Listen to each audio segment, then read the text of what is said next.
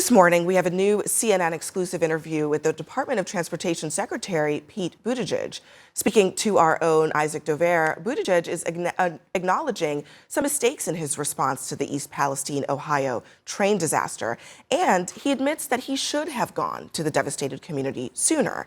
The accident created a political firestorm with Buttigieg at its center. The Transportation Secretary has become a target of an almost unrelenting onslaught of professional and very personal attacks from conservative media. What is he, 150 pounds wet?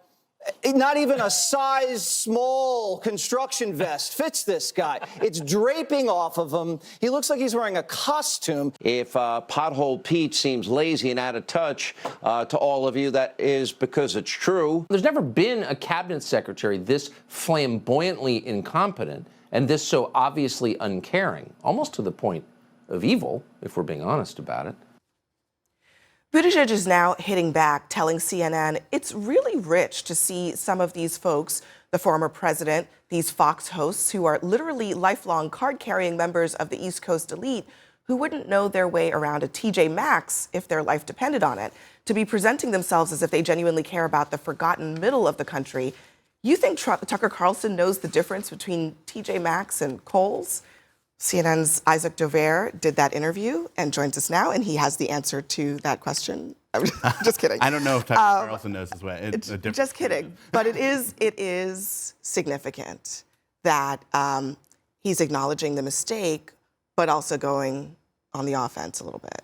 Yeah, look, what we've seen over the last bunch of weeks here with the train derailment and even before that, with the flight delays and cancellations at Southwest, anytime anything comes up about transportation, suddenly it's Pete Buttigieg's fault. And as I point out in the article, you don't have that when the price of eggs went up. It wasn't like Tom Vilsack, the agriculture secretary, was on the hot seat in this way.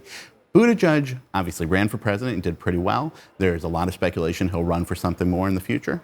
And that has made him a target. It's made him a target for the right. It's made him a target for the left. Even on things that he doesn't really control. And in sitting with him, and we drove around in Kansas and Missouri on Monday of last week talking about this, you could see the frustration about it coming through. I asked him about about the criticism that he got in there. I asked him about whether he said, whether he went to East Palestine because Donald Trump went, and people who think that that's why he went. And he said, on the record to me, he said, that's bull. But use the full word there that I won't use to keep us from getting any fines. No fines here on cable. But you know what was also interesting in your piece? You talked to a Democratic member of Congress who will go nameless, is nameless in the piece, who says Buttigieg's appeal in 2020 as a fresh face who wanted to get past the divisions and move the nation forward.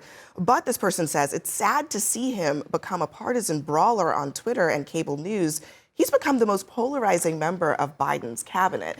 So what is interesting to me about this is that I think there are a lot of ways that Democrats view Buttigieg as almost like a viral cable news stardom. When he goes on Fox News, a lot of Democrats who don't even really like him in other areas cheer that on. But this member seemed to think that that was actually a knock on him. Yeah, I'm not sure that member is representative of a lot of the other Democrats in the party, and definitely not within the White House. I mean, the White House loves to have Secretary Buttigieg go across the cables, especially on Fox. You know, it's something he also did when he tried to make a run for the presidency, and they view him as one of their most effective communicators, even in a moment like this when they're dealing with the Ohio train derailment. I also just wanted to point out something when you played that Tucker clip. He used the words flamboyant and he used the words evil. We know what he's talking about there. He's talking about an openly gay man by calling him flamboyant and evil, which also speaks to what we have been talking about during this show, which is this larger message from Fox, from Republicans, in trying to attack LGBTQ and transgender people as their wider campaign message. All right, I have to play this. This is from SNL, kind of spoofing exactly what you're talking about. But your train exploded, and who do we blame? Who do we blame? We blame Buttigieg. Pete Buttigieg. This was his responsibility. Unfortunately, he was too busy being a nerd and being gay to have dealt with the very much more important issue of should trains have big poison. I mean, the fact that he is gay is such a huge part of this, right? One of the things that I asked him about was the attention to the shoes that he was wearing there, and they were not work boots that he wore when he got to the train derailment site. They're boots. They're sort of fancy-ish boots. And he said to me that that was maddening, and his voice got a little tight as we were talking about this. And he said, it's just, when people are talking about things like that, when I'm trying to talk about people's lives and how to solve the problems here, he said that these outlets need to make a choice, were his words, between whether they are covering fashion or whether they're covering policy, and whether they're covering what happens when people are trying to recover from a disaster like this. And before you jump in, Eva, I mean, one of the broader points of all of this is the transportation secretary we're talking about. Most Americans have no idea who that person ever is. And here's Ray LaHood, a former transportation secretary himself, saying he's never heard of this level of criticism against another secretary ever. And I've been following this a long time. I've never seen it like this before. This is pure politics. It's politics because people think he's going to run for president. That's why. And it is because of his identity, right? He can't change the fact that he is gay. And so many of these attacks are bad faith attacks. There's a tweet from a prominent conservative suggesting that him and his husband holding their children is everything that is emblematic of what's wrong with America. He can't do anything to really argue with that. Because the terms of the argument are not even fair.